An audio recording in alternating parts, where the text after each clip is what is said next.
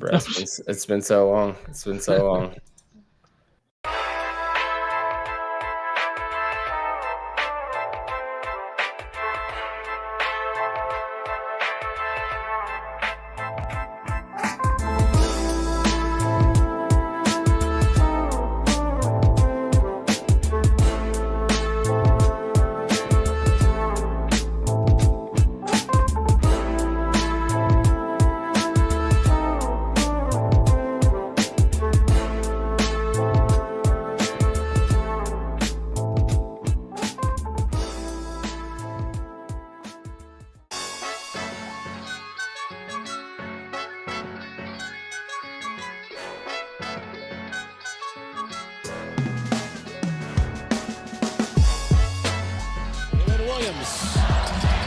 Veers left, pulls up, looking for the lead, and he got it! Jalen Williams, 2 seconds to an 11-109. Now SGA, probing, piercing, spinning, hanging for the lead, and SGA knocks it down! The Thunder finally get the defensive stop, and SGA puts them in front. I'm Kenrich Williams. You're listening to Topic Thunder.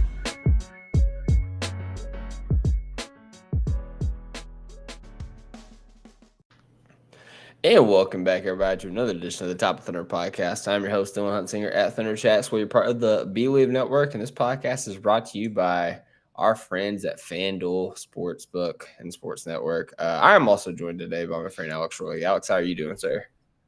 I'm doing good, man. I'm so hyped to talk about Shedeur Sanders' debut here on Topic Browns. Hey, He did great. No. I mean, like for real, he did great. Like, I was impressed. His ability to kind of read the defense, like, that's the big thing about quarterbacks. And so I was very impressed by that. So it's interesting to see what's going to happen in Cleveland as far as their quarterback situation. Yeah, I'm trying to see. I think I can pull it up here. So obviously, like, you know, the big thing that's, is this gonna work? Yeah. The big thing going on right now is, you know, NFL preseason started, and, you know, obviously MLB, WNBA is in full. People have been betting on that, you know, ever since it started, but it's always like the new shiny toy. Like, it's not the regular season or anything like that, but it's a change of pace, and it's something that people are comfortable with betting. And honestly, like, you know, the thought of betting on the preseason was just like, you know, kind of gross to me.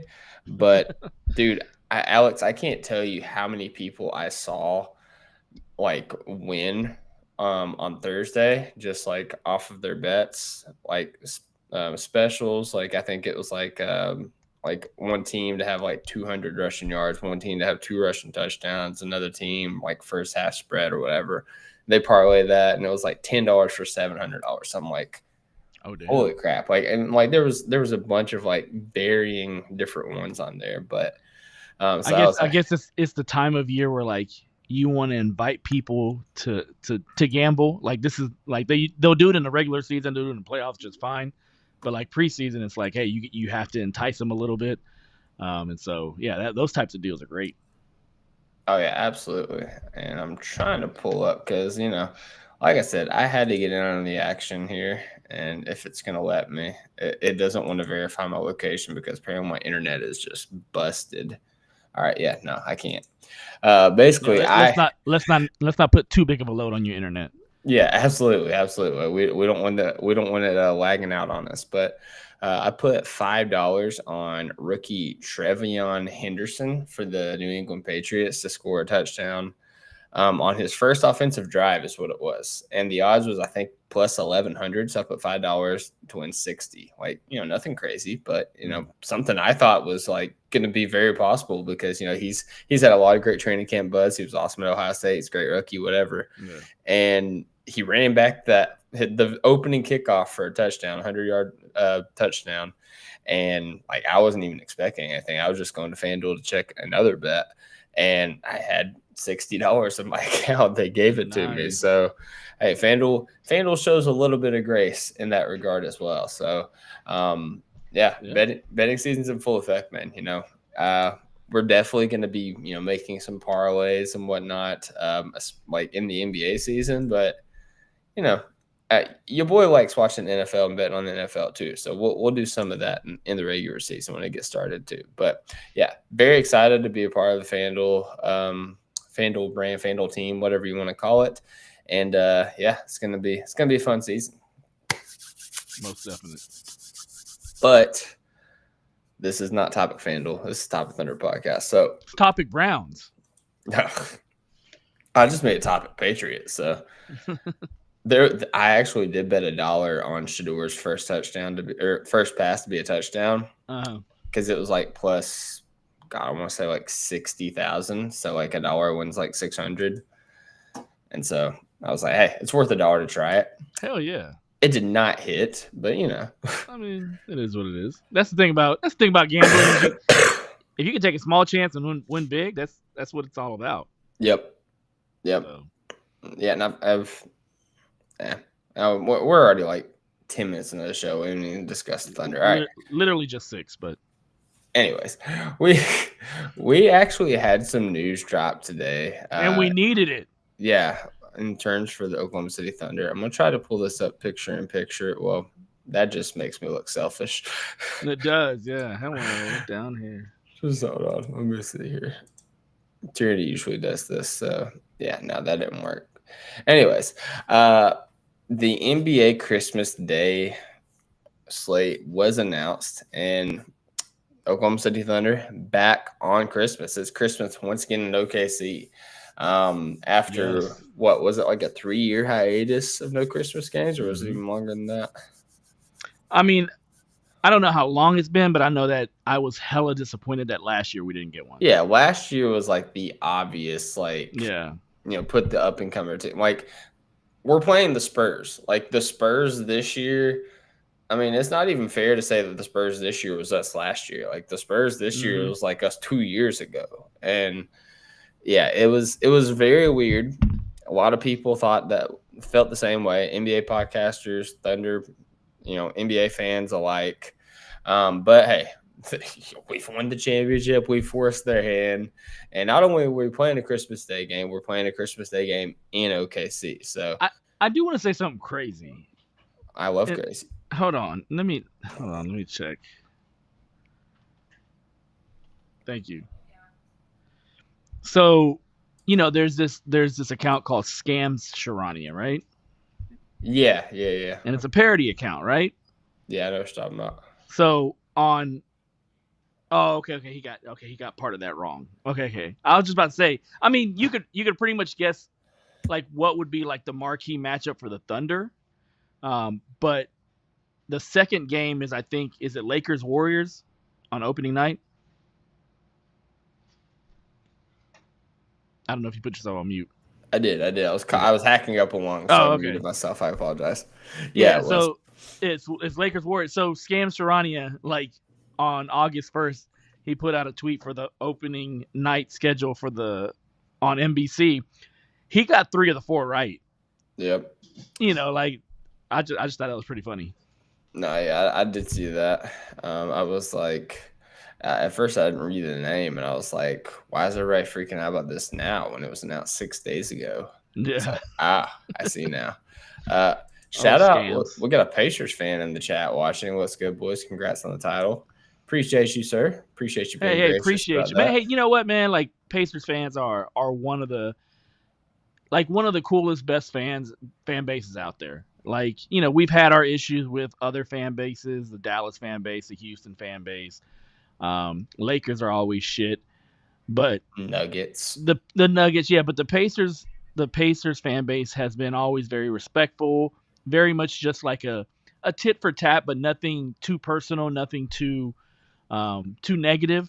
Like when I was in Orlando during the finals, I actually met a couple Pacers fans down there, actually right after Game 7. It was literally on the 23rd, and they were great. They were great sports, man. You could hold resentment, but they were just great sports, good conversators, good people to have conversations with. So shout out Pacers fans. Oh yeah. I mean, even when me and Cone and Trevin went down to Indiana for Game 6, like of course, like, they were haggling us a little bit, and as they should. Like, we were coming to the Lions Den, so to speak, and they were putting the whooping on us. And like, I would be disappointed if they wasn't, talking to us. But for the most part, everybody was very respectful. A lot of people said the Thunder were probably still going to win the series, but it meant a lot for them to win that game.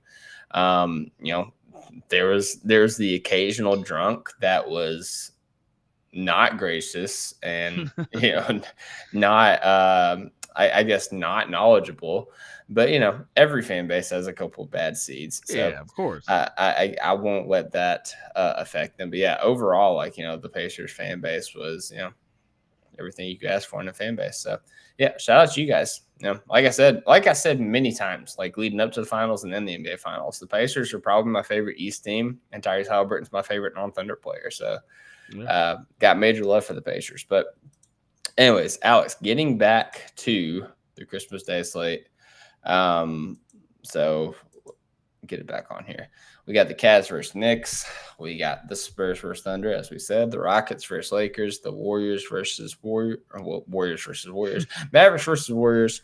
And the Timberwolves versus the Denver Nuggets. Now, what's up? Great job on this slate. I mean, like this is a slate I want to see. Oh yeah, for sure. Like, I definitely want to see it, but at the same time, the Spurs as the opponent. Like, I just feel like they're trying to force feed this rivalry. Yes. Well, hold on. So I know where you're going with this, and because we've had 3 seasons of this basically. As far as trying to force feed us with Spurs versus Thunder, Wemby versus Chet, blah blah blah blah blah.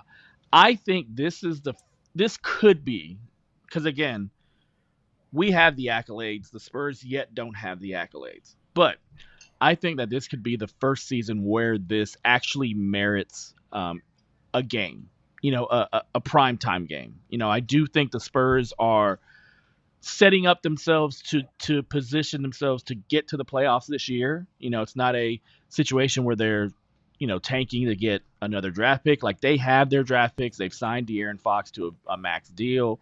Wemby should be coming out guns blazing because he lost basically most of the season last year with that blood clot, deep vein thrombosis.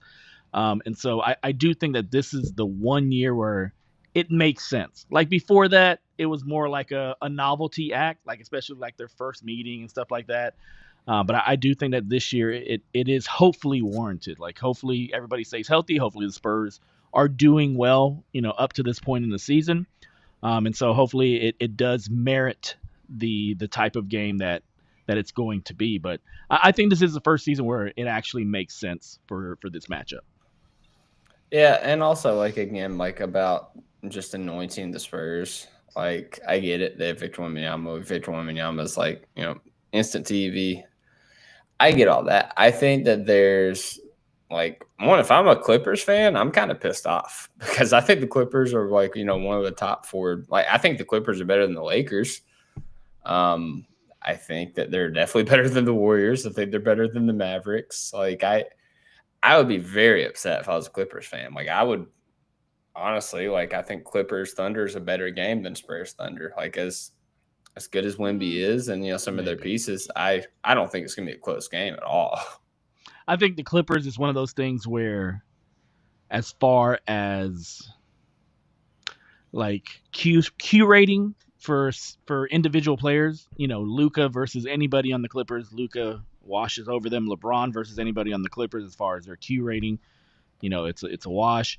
And then you look at Dallas. I think Dallas is probably the only other team on here that I could really see that I'm questioning why they're on here, but they're on here because Cooper Flag, Anthony Davis, all those players, and just and I mean, I think they kind of missed an opportunity to do maybe Dallas versus the Lakers. It would have made so much more sense. It would have made sense, yeah, but and if you're not doing that, at least do it opening day. Like, yeah, like that.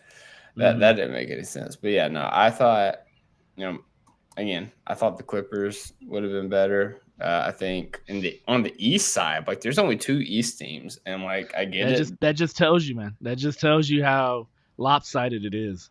I get it, but I mean honestly, against the Thunder, it's gonna be lopsided either way. But I mean, like we talk about the East being wide open. Like I would have loved to play the Pistons or the Magic. I think that would have been a funner game than the Spurs personally. But I don't know. Maybe I'm just old man shaking my fist at the air. At this think point. You are. I think this is Dylan getting into his 30s and having feelings. I think I'm just tired. Honestly, I'm sick and tired. So, I mean, that's what Grandpa says all the time. I'm sick and tired of being sick and tired. But no, either way, like I'm gonna watch the game either way. Obviously, we're back on Christmas. I have something to watch on Christmas in terms of NBA. Like obviously, I keep tabs on Christmas, but my wife does not encourage watching other NBA games, while we're with the family and stuff. Mm-hmm. But if it's the Thunder, I get a little bit more leeway. Yeah, no, I mean, most definite. And it's like, as far as like Christmas game, like I almost would have loved if the NBA would have just kind of played into the narrative and not given us a Christmas game this year. That would have been so hilarious. But yeah, just ready for it, man. That would have been absolutely nuts. The outrage would have been tenfold, but hey, whatever. All right, getting into kind of what you mentioned a second ago. In addition to the Christmas Day games, also NBA opening night on NBC, October 21st. The Houston Rockets at Oklahoma City Thunder, Golden State Warriors at Los Angeles Lakers. And can I just say, man, NBA absolutely cooked. They did with on the narrative. Houston Rockets, Oklahoma City Thunder, opening the season. Kevin Durant returning to the place where he started it all, and where left. where he gets to see his former team winning. I mean, for all intents and purposes, a real ring. Like it's. I mean, you couldn't script it any better. And then he gets to be fake gracious or fake mad or fake happy, like it's or fake humble. Like, I'm happy for them. I'm happy for them. He's boiling inside, saying like, that could have been me.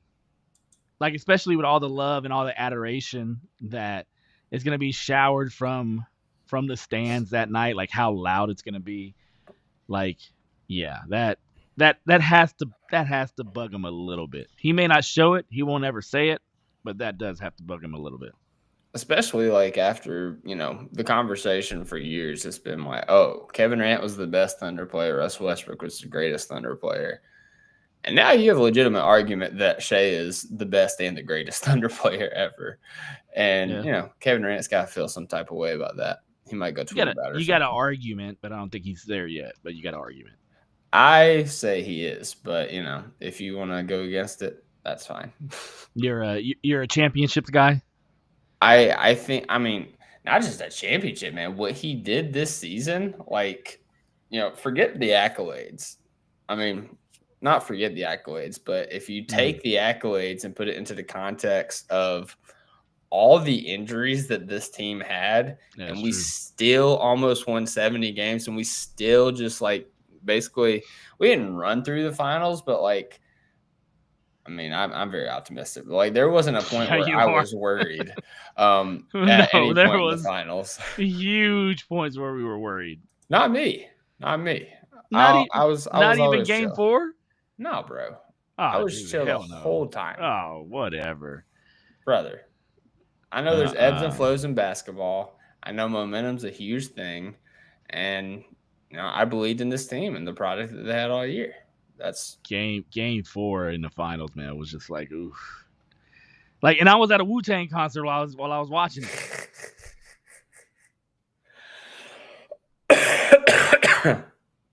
Yeah, nah. We good. But yeah, no. I think that, like I said, the context, the just stacks on stacks on stacks of accolades that Shea had. being legitimately one of the best guard seasons of all time from start to finish, with winning the championship and like being by far like the best player on the court for pretty much the entire playoff run. That just cements it for me, man. Like as much as me, there's a longevity aspect to it. Well, and that kind of bleeds into, the next thing, on the Thunder news docket is, I don't have to pull it up here, but the Thunder players are kind of taking their turns with the Larry O'Brien, taking it back to, where they were from to celebrate with their hometown, which I think is really cool. But this is another example of Shea and how important loyalty is to him because, obviously, like Hamilton is where he was born and raised. He even said in his speech, like teammates, people who know me, they like to say I'm just from Toronto because that's easy. That's knowable. And he's like, whenever you ask me, I always say I'm from Hamilton. I'm proud of that. Like, that's something that, I'll never like stray away from. Like it, you talk about longevity and, people, obviously he's locked up for a long time contract wise, but I don't think Shea's ever going to like try to leave Oklahoma City just because, as I said, loyalty. He obviously has a phenomenal relationship with his coach and the GM. I mean, there's transparency from the top down in that regards. He's involved in those decisions and everything, as he's talked about in the offseason and whatnot. Like, I don't want to say it's impossible because nothing's impossible, but I would be tremendously shocked if he plays anywhere else in his career. Look, here's the thing. Like, Oklahoma City has been blessed to have two loyal, like, number one type players in their franchise, just basically back to back. When you talk about somebody like Russell Westbrook and you talk about somebody like Shai Gilgeous-Alexander, just two guys that are in tune with the organization, with the front office, and they agree with what they're doing, they agree with the process. And with Russell, it came to a point where mutually it was beneficial for both parties to kind of, do exit plans and go away. And when it comes to Shai is, the head of the snake when it comes to this current iteration of this team. But there could possibly be a point years down the line where, the Thunder are starting to pivot maybe back towards a rebuild and that happens. And maybe, Shai still has a couple good years left in him, but I don't think that happens before this contract ends. This extension ends. So we're talking about, 6-7 years down the line. So yeah, man, I do think as far as loyalty goes, they've been lucky with the players that they've had lead their teams being so loyal.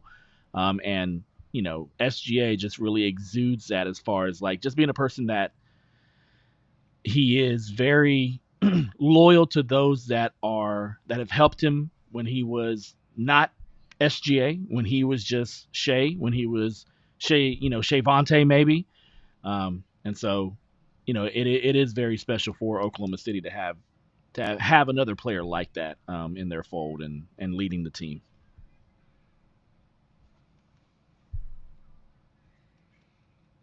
I muted it. God, I'm sorry. Amateur hour here, man. I'm coughing a lot. Okay, I just want to not cough into the mic. In terms of like, if he stays here another 7 years, like at least, like who knows what happens in that 7 years, man. Like we could win another title, 2. Or injuries could happen. It happens all the time.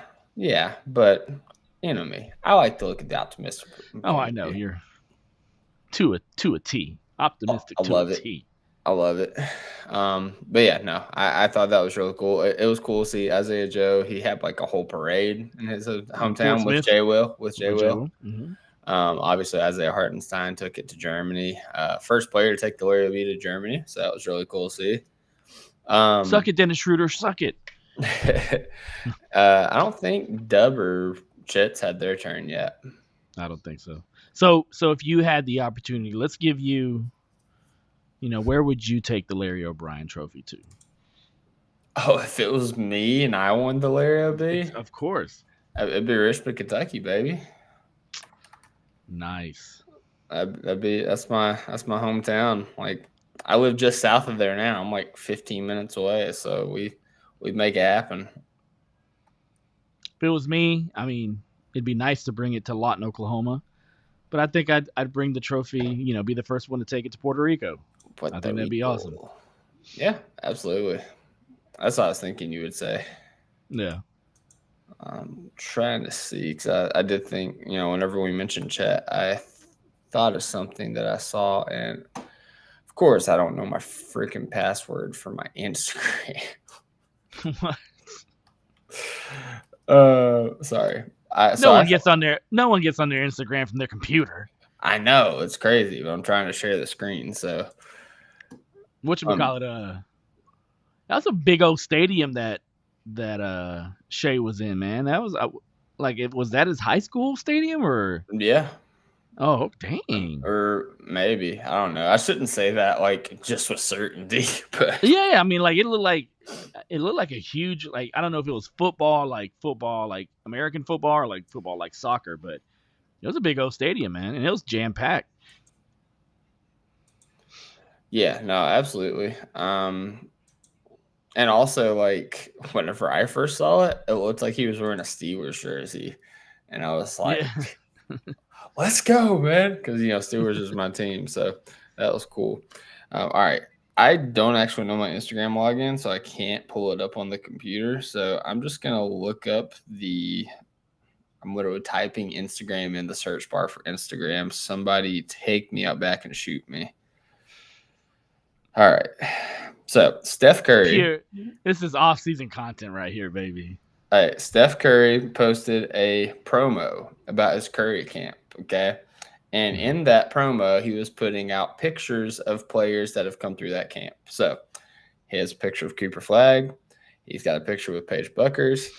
Amon and Oscar Thompson, Cameron Brink, a video of Jalen Suggs, Tahini Paopao, Anthony Edwards, Jared McCain, and Steph Castle. And there's one player that is specifically not in there that I know was in there the same time that Jalen Suggs was there. And I think Paige was also there at the same time as him. Chet Holmgren was left off this list. And Alex, I just have to say, there's like a full list of players that have been in there, and Chet Holmgren was listed on there. But the fact that Chet is better than, most of the players on that list, and he's not listed, I think Steph is really mad that Chet crossed him up and dunked on him and blocked a shot. And or he might be mad that he hit that game tying 3 the first time they met. In Golden State. Yeah, you didn't get it. You didn't get it that time. I tried to hit it. But yeah, no, it was I just thought that was funny. Obviously I don't think there's anything there, but I did think it was funny. Steph Curry harboring those feelings. Yeah, ill will for Chet after all these years. So hey, more stuff to add to Chet's shoulder. But yeah, man. Talking about Chet, just got to say, this is the first time he's had an offseason, really getting his bag. Let's hopefully get that regular season. No bumps, no, midair collisions that causes him to go horizontal. Let's get an offseason and regular season together. I'd be happy. Let me ask you this. What do you think so let's say a realistic regular season for Chet looks like, where, big injury doesn't play an issue, but we also know that if you put Chet in the grinder, as far as like playing 75 games, most of that being played at the 5, we do know that he tires out. We do know that his legs kind of, they give out a little bit on him, and the shot goes flat, and he's not as effective offensively. So what do you think is a realistic, like, management of minutes for Chet this regular season? In terms of minutes, I mean, I think his minutes are fine, like for what he's playing, like in They're the like games that he's 28. in. Yeah, I mean, let me look up what he had like last year because I think the rotation was honestly fine, especially like in the regular season. Of course, they're inflated in the playoffs. Like, he played 27.4 minutes last year, and honestly, he played 29.4 the year before. Like, I think that could go up just because a lot of that was when we was trying to reacclimate him um, after his injury. But yeah, in terms of like, games, like I do think that it would be really cool, and I think he deserves it to compete for at least all defense, if Yep. not all NBA. So like, I would love to see him play at least 65 games. But really, like that 65 to 70 range, like I think is a good aiming spot for Chet in terms of like games played, because like I agree, he probably doesn't need to play all 82 games again like he No. did a year ago. But it's good to know that he can. Like, it was good that he showed everybody, like, this is something that I could do. But now we know that you can do it, and we know what you look like whenever you have rest. Like, I do think that we will see him rest. Maybe I wouldn't say like back to backs. I think a lot of those games like towards the end of the year is when he'll get his rest. Kind of like this past year, like we rested our guys a lot down the stretch. Yeah, we did. What Yeah, about you? I was just curious what you thought, like, because this is, again, every season for Chet has been completely different. Like, of course, his first year he missed it. Second year he played 82 games. Third year, injury in the middle of the season, 50 games lost. And so I wonder what that looks like, and I wonder because I know he's a young player, he's a great player, and so great players that have hunger, they want to win the accolades, they want to win, defense player of the year, they want to win things like that. As Dylan is dying on mute. Yep. And so like I just wonder, what that looks like as far as sitting maybe possibly back to backs, which I doubt. I doubt he'll really sit too many back to backs. I think that's more of a late season thing that'll happen, just like normal, especially if we get things wrapped up, pretty much before April or middle of March, like we did last season. And so the good thing is, hopefully, in the regular season, Chet, Hartenstein, Sorber, Jay Will, like that rotation of bigs right there will allow us to maintain the minutes. If he was at 29, 27 minutes, maybe even, leave it at 27, not necessarily go above that. And hopefully there's a lot of games that are just decided by the time the fourth quarter, comes into play to where he doesn't need to play a lot of minutes. So, I was just curious about that because, again, every year has been different for Chet. So hopefully this is the one year that is like normal. So hopefully he's having a normal offseason. Hopefully he can have a normal season and go from there. Yeah, no, I mean, fourth quarter is definitely a good point. Because, I mean, there was a lot of times that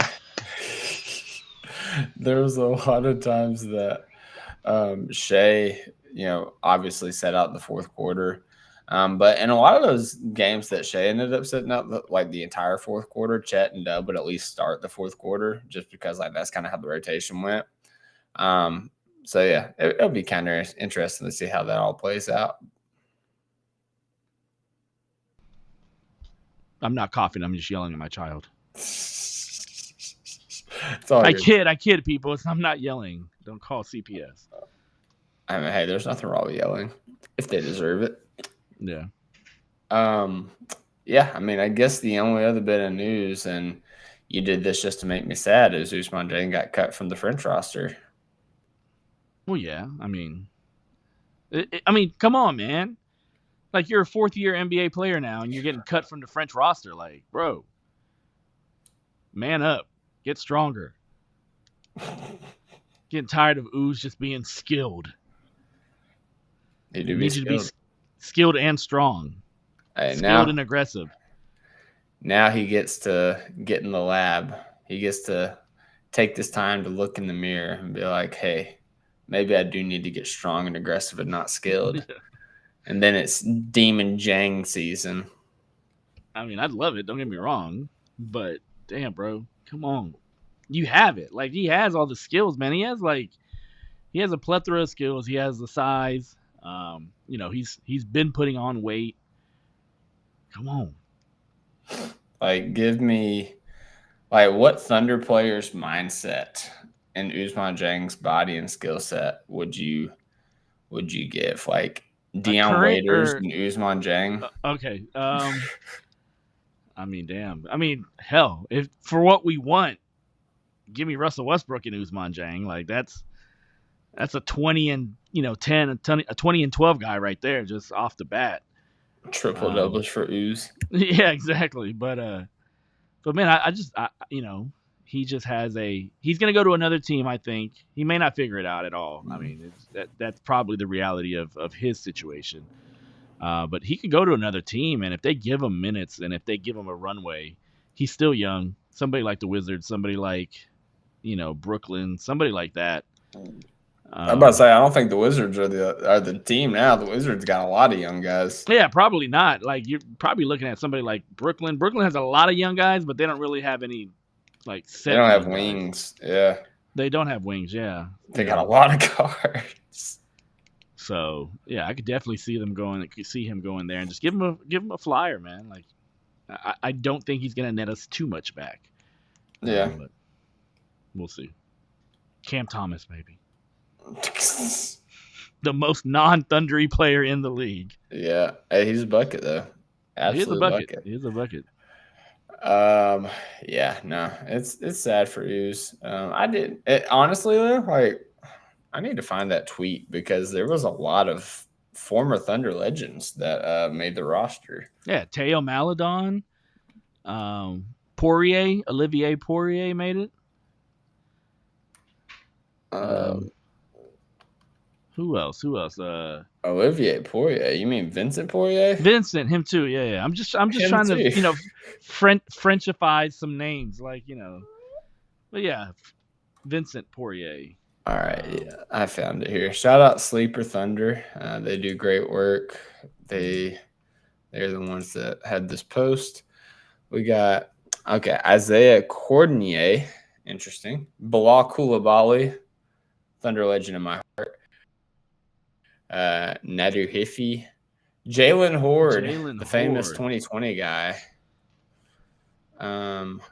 Timothy Muhammadu Luwawu Cabarro, baby.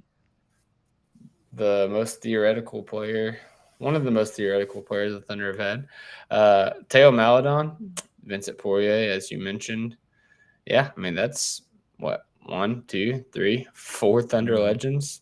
And an honorary one of my guy Bilal. So. Also honorary is Alexander Sarr. Like, we had his brother. Oh yeah, Olivier. That's what I was thinking of. Yeah, I mean, come on. TLC's doing something like crazy now. I would have took Ooze over TLC, and I don't even think that's like a non-homer take. Have you ever heard of Nadir Hi-Fi? I think it's Heafy. Alex, show some respect. Come on now. I mean, it just sounds like a different version of Wi-Fi. Like, you're paying for the Hi-Fi? Okay. Like, I would be paying for Hi-Fi if I had the option. He ain't make the team over Eli Akobo. Like, his older brother, Isaac. Oh, that's Eli Akobo. Isaac Okoro is pretty good, but I ain't never heard of Eli. Oh, what do you mean? Eli Akobo used to be in the league. Did he really? For who? That's a great question. I got to see. I remember when he was drafted, though. I mean, now that you say it like that. Suns. I have heard of that name. Yep. Lasted a long time in the league. 2 years. Hey, he played 50 games both seasons. Hey. So. And he averaged 13 and 18 minutes a game. What did he shoot from 3? He wasn't a three-point shooter. He shot 29% and 35%. His game was like, he was like a playmaking guard or whatever.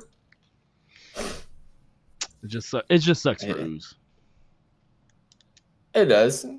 I wish he could have played. I would have liked seeing him, but this whole Eurobasket thing is very weird because it's hard to find like stats for any of these games, and like once it actually starts, it'll probably be easier, probably a lot more accessible. But like for these like preliminary games or whatever they're calling them, you can't find stats for them unless you like actually watch the thing. Because I know Serbia played the other day and they won by like 20 something. And I was trying to see if Topic got in, see what his stats was. I couldn't find it anywhere, Alex. What about Hartenstein? Is Germany not playing? Like I don't know if he's heavy into like the national team, but I think Germany's playing, but I don't think he's playing for him. Yeah, I don't know, because I know he played a couple years ago. That's a good question. I didn't think about that. I mean, we have like I don't know if AJ Mitchell is. I don't know if Denmark has a team per se, but is it Denmark or is it Belgium? Belgium. There we go. I'm sorry, Belgium. Let's see here. Freaky deaky Dutch.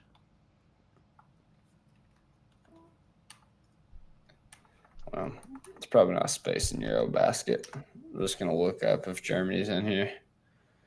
Oh, yeah. So Germany's roster is Christian Andersen, Isaac Bonga, Oscar da Silva, Tristan da Silva. I did not know Tristan da Silva was German, so that's on me. Brazilian. I don't know it. I mean, apparently he's German. Justin Hollitz, David Kramer, Leon Kratzer, Maudal Lowe, Andreas Obst. I remember him from FIBA play. Tim Schneider, Dennis Schroeder, Daniel Tice, Johannes Steinman, Johannes Voigtman, Franz Wagner, and Nelson Weidman. So no Mo Wagner and no Isaiah Hartenstein. I think Mo's still recovering from, was it an ACL or Achilles? Yeah. And I do think it's possible Hartenstein just opted out because he played so deep into the playoffs. True. Yeah. So, yeah, like everybody is their warm-up games. So that's what it is. Yeah, everybody is keeping track of like Luka stats, but yeah, you can't find anybody else in there. Does Belgium have a team? So we got Greece, France, Spain, Germany, Serbia, Italy, Israel, Lithuania, Turkey, and Latvia. The more you know. Yeah, the more you know. Just checking, man. Just don't want our guys to get hurt overseas. Yeah. Well, I don't. If the order of photos of their Instagram says anything, Nikola Topic is like very at the bottom of the list. I could actually probably see if they have like a graphic like that for Serbia as well. Oh, yep. Yeah, so Serbia is, I don't know who that is, Bogdanovic, don't know that is Jovic and Jokic. Jokic? Vasilije Micic. So Denver's Jokic is playing in this? Oh, yeah. Wow. Oh, you didn't know that? I mean, I guess, you get eliminated in the second round. I guess you got a lot of time on your hands, so. Yeah, I figured he'd want to just be, chilling with his horses at this point in time. Alan Smailagic. Hey, stop villain cussing. The Warriors player from a couple years ago, he's on their team. And, of course, Nikola Topic. Yeah, he's 15. He's listed as 15 on the roster, so. Hey, 15 on the roster, number 1 in our hearts. Number 1 in our hearts, man. Especially Tierney. Or number 44 in our hearts. Whichever one makes him feel better. Dying Dylan, once again. It sucks, you man. Dr. Pepper. You need a Dr. Pepper in your system, bud. Yeah, I haven't had one in a little bit. It's 12:43 on the East Coast, though. That's what happens with withdrawals. Yeah, that's what it is. Hey, so one more thing I think you forgot. September 4th. Oh, I don't want to tell people because I would like an opportunity to get a pair of shoes, but September 4th. The butters are coming out. Finally. So they're going to be available on the sneaker app. They're going to be available, of course, on Converse, Nike. So make sure you're prepared that day. Or don't. Yeah. It's Save okay if for you're us. not. Save some for us that never get shoes on the sneaker app. Oh yeah, no. I don't use the sneaker app. I will just be using site. Yeah. But yeah, I mean, again, like it can't be said enough. Shout out to Converse for their marketing of this shoe. They did a great job. I mean, they got lucky that Shea did what he did and went all the way to the championship, but they did a great job with this marketing. It was perfect. It was done perfectly. And all I gotta say is like if they like they stagger the colorway releases and they release that the solid gold pair for the championship, like that for opening night. Hey. Oh, he just has to wear it all season. Yeah. But hey, yeah, the gold ones, the solid gold ones on opening night would be killer right there. Oh no, I'm saying for sale. Once those go for sale, like those will be like those will be up here on my shelf. Somewhere. What are your favorite ones of all the colorways that came out? Dude, I really like the butters. You like the butters? Oh yeah, I love the butters. Like yellow is probably my favorite color. And they're not like a true yellow, but I really liked how they looked. Specifically on the court. But I like the mossy blues. I did love the blues. Honestly, like the only ones that I didn't love the colorway for was the clay ones, just because like that's like a hard match for stuff. But like I like the Charm Blacks and I like the Aries Gray. I don't like how he played in the Aries Grays, but yeah, the Aries Grays look nice too. Those are probably my top two. The blues and the grays are my top two. Yeah, like I definitely like. I mean, Lord willing, I'd love to tap into every colorway, but I'm definitely getting the butters. Yeah. Curious to see what their cost is going to be. Oh, it's $130. Oh, dang. Okay. Dang it. Usually the number ones of something are usually kind of cheaper than.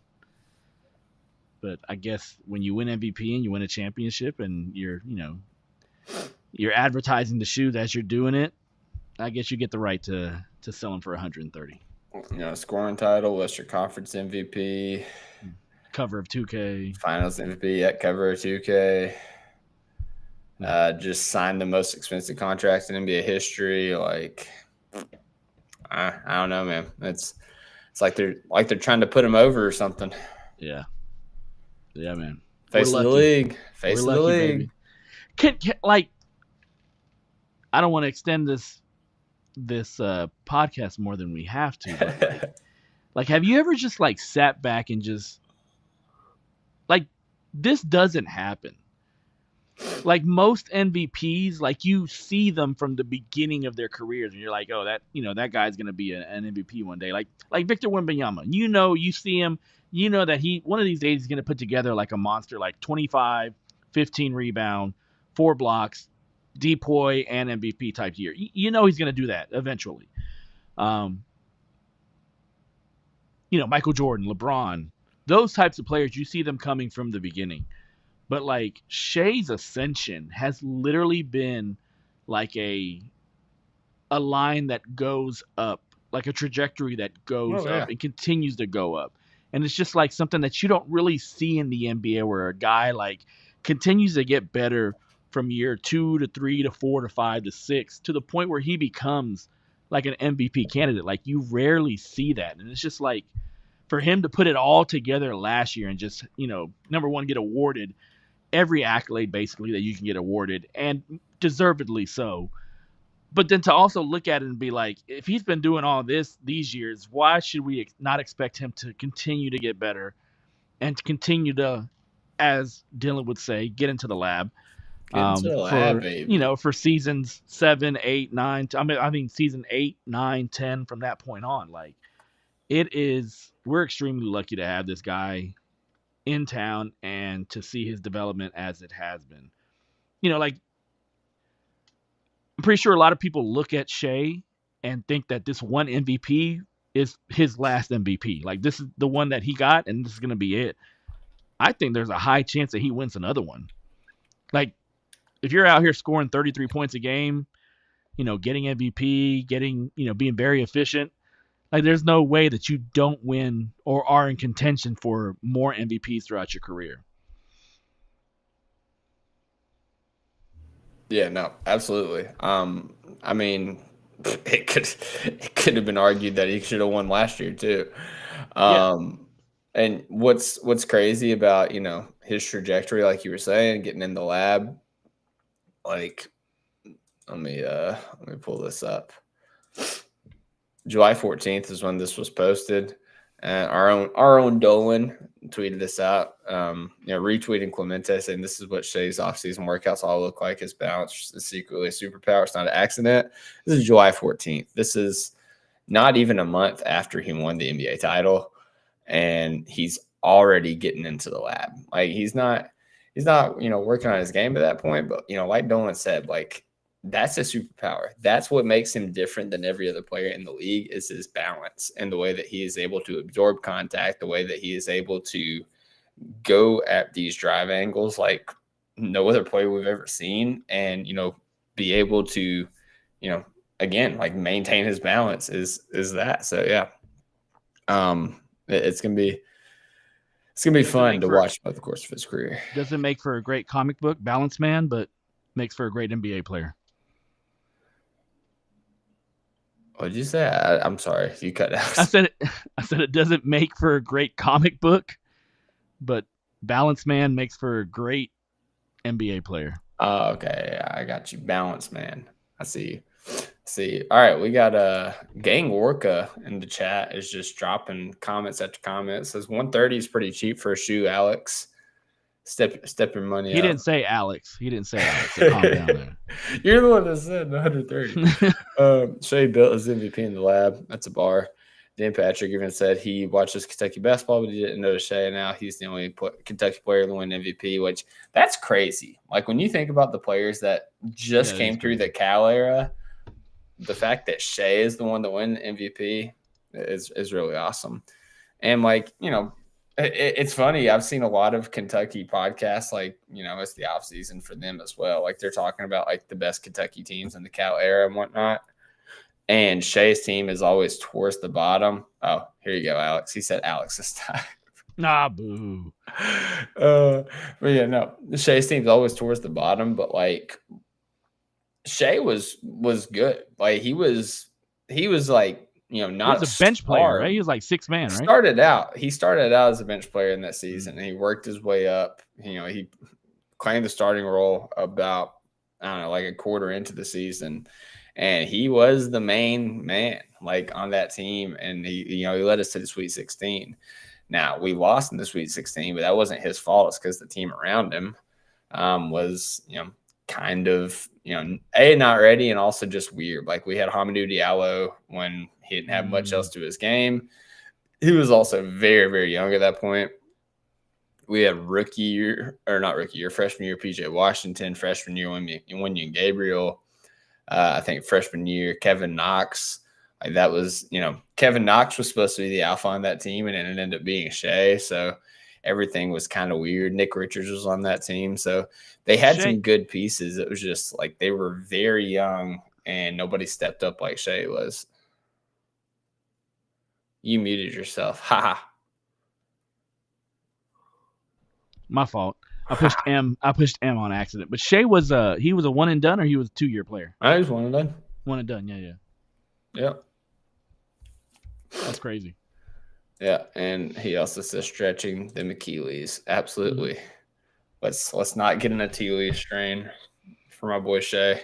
I mean, if we do, hey, he's out for 4 weeks. I'm not playing with no.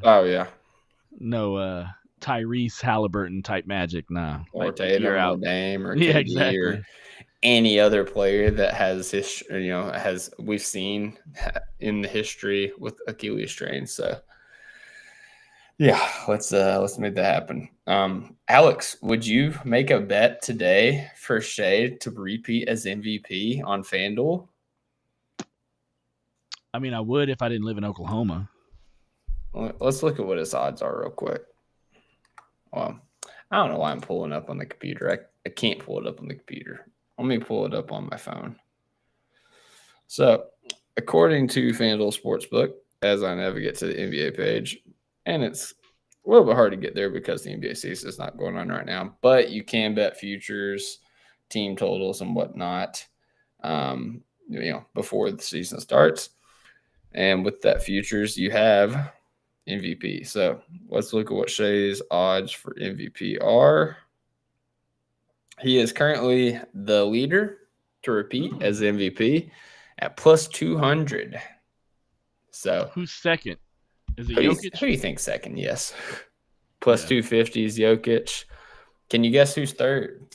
Oh, let's make a game out of this. Can you guess the top 10 MVP candidates? Okay, so Jokic, probably Luka. Correct, at plus 500. Number 4 is where it kind of gets. Let me see. Number 4 would probably be Wembanyama. Close. He's number 5. He's number 5. Giannis. Correct. Giannis is plus 1,000. Wemby is plus 1,700. So Giannis, Wemby, and then you start to get into craziness. Probably craziness. So Anthony Edwards. Yep, plus 2,100. Let's see. You're feeling it right now. Hey, if we're playing our 3 strikes rule, you only have 1 strike right now. Jalen Brunson. So he is number 10. He's number 10. Okay. Yeah, plus 5,000. Tied with Paolo Banchero at plus 5,000. So Banchero's 9 or is he 11? No, he's 11. Like him and Brunson are tied. Okay. So yeah, you have 8 and 9 left. Oh man. LeBron? Steph? Steph is number 12 at plus 6,500. Okay. LeBron is way down here at plus 25,000. Yeah. I mean, I'm just thinking about the top teams, man, and it's like well, you have one in the West and one in the East. Let's see. I mean, hell. Spider? Donovan Mitchell? Nah, he's on down there. He actually has the same MVP odds as Joel Embiid at plus 10,000. Wow. Which is crazy. In the East. Trey? Yeah. Not Trey. No, you got the right position. Trey's above Joel Embiid and Donovan Mitchell. Plus Jalen Suggs. No. What? No, I'm joking. I was like, huh? Oh, man, who? Kate Cunningham. Really? Plus 4,000, Kate Cunningham. It's a bit disgusting. And tied with him is Kevin Durant. Oh, hell no. Nah. Yeah, I think he's too old for MVP. I think so also. But, hey, to each their own, I guess. Okay, good luck with that if you're betting on KD. I put some money down on SGA to repeat. Yeah, man. Let's see here. Let me see. So $10 wins $20. So if you were to put in like $100, you'd win $200, something like that. So you get a little bit of profit, a little bit of value on there. I mean, hey, you never know who steps up in the NBA season. So if y'all want to go bet, go ahead and bet. This is the time to do it. Oh, we do have the Christmas Day game lines up already. Can you guess what the Thunder are favored? Like 4 months in advance. I would say 2 months in advance. I don't know why I said 4. No, this is Christmas, right? Oh yeah, you're right. Yeah, 4 months in advance. Let's go. Let's say 7.5. 9.5. 9.5. Wow. Yeah, of the games, they are the most favored. Yeah. I mean, last season, that's all we did was, take the over every time. And we basically got it every time. So smash that over. Yeah. Spread for opening day against the Rockets. Plus 3.5. 6.5. 6.5. Plus 3.5 means that we're not favored. We're favored. This is -6.5. -6.5. I'm sorry. Yeah. Yeah, -3.5 is what I Home got. court, Wow. ring night, beating that butt. I mean, hey, teams don't normally perform well. Home teams don't perform well on ring night usually. Yeah, it has happened. So I remember, what was it? It was the year that I think Miami. Was it when LeBron went to Miami? No, I don't know. It was one of those years that LeBron played Cleveland opening night, and JJ Hickson went nuts. And the Cavs beat the Heat. That was funny. Purple Orca says, "What are the odds KD doesn't show up on opening night?" I'll say this: if he's hurt, there's a possibility he won't show up. Yeah, especially if like their second game is, if Houston's second game is at home. I can see that. Yeah, but man, he's got to know. He's got to know what the conversation is going to be if he doesn't show up to that. The narrative would just be wild, man. Like, not only were you a bitch when you left, but damn, you can't even face the music when you're, But no, he does seem to be close with guys like Shea, Dub, and even and Chet as well. So I do think that there's a part of him that would be happy for them. So I mean, even Presti, Kevin, he was tight with Presti. Like Kevin Durant is a basketball, basketball nomad, and I say that in a very positive light. Like, this guy just likes to play basketball. He likes to play winning basketball. Objectively, I don't necessarily objectively when you look at the move to the Warriors, if you take off your thunder color glasses, that was probably the right move to get a championship. Like, if that was your ultimate goal, was to get a championship, that's the move that you needed to make. It's still a bitch move, though, but still, that is the move that you needed to make. So I don't necessarily the wounds have healed enough to where I can be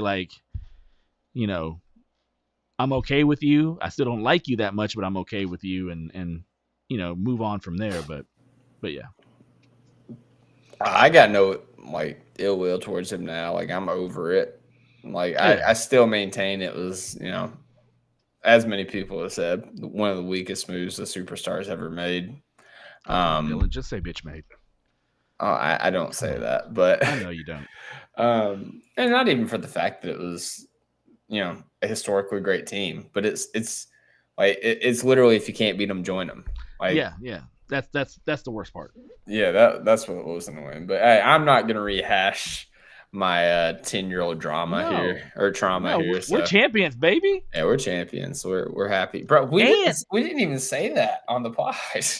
And here's the crazy, and here's we open up as the first regular season game on NBC, coming back. Not only that, but Michael Jordan works for NBC. I would love to just see him in Oklahoma City walking around. That would just be amazing. Didn't he come to Oklahoma City whenever Russ got inducted in the Hall of Fame? Yes, I did. Yeah, he went to Oklahoma Hall of Fame. He did. He inducted him in. I'm just saying, it'd be crazy to see him walking around the arena. Right. Yeah, I was trying to see if they have any information about who's broadcasting or anything like that. You have any speculation on who could be calling that game for the MVC? I have no idea. I don't know who's on their roster as far as their main people. Yeah, I'm trying to see. Looks like because it won't be Mike Breen, because Mike Breen, ABC, ESPN, they still have the NBA, so he's going to be over there. So I don't know. We are going to have Round Ball Rock, though. Hey, man, I'm so hyped for that. That's what I grew up on. Yeah, that'd be pretty fire. Here's my thing. I hope they don't new age it. Just let it be how it was. Don't new age it. Don't bring some extra, some extra beat into it. So don't hip hop. Don't make it into a hip hop beat. Don't just let it be how it was. John Tesh and his nerdy orchestra. Yeah, I love the SNL skit that they have for that.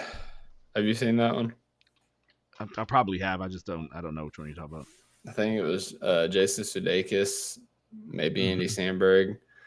But they're playing and they're just like, basketball, yeah, see that? Gonna dunk it. Yeah, and it's like, yeah, could you just like have it with the music? It's like that messes up the whole point of it. Yeah, I can't find the information. NBC, Saturday Night Live, they may bring that up.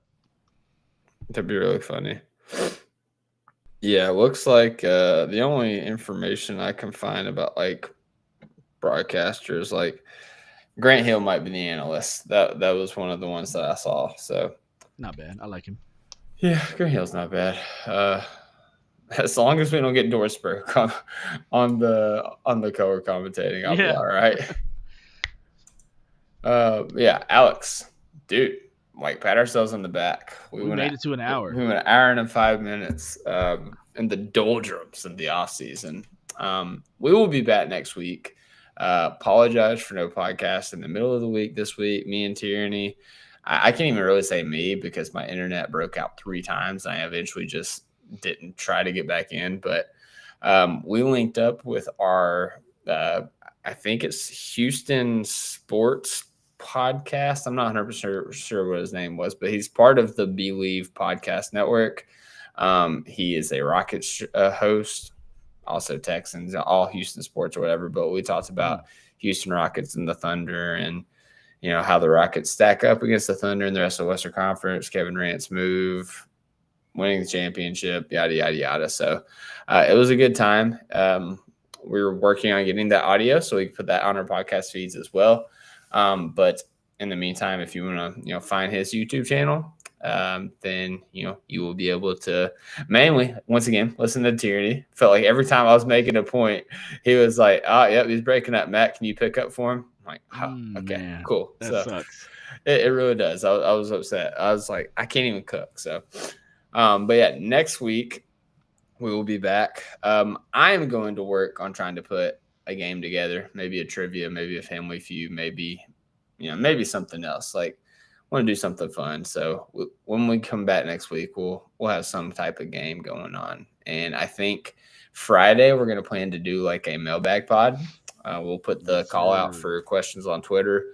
I think Dolan's going to plan to be on there as well. So we'll have everybody's favorite sarcastic analytic nerd.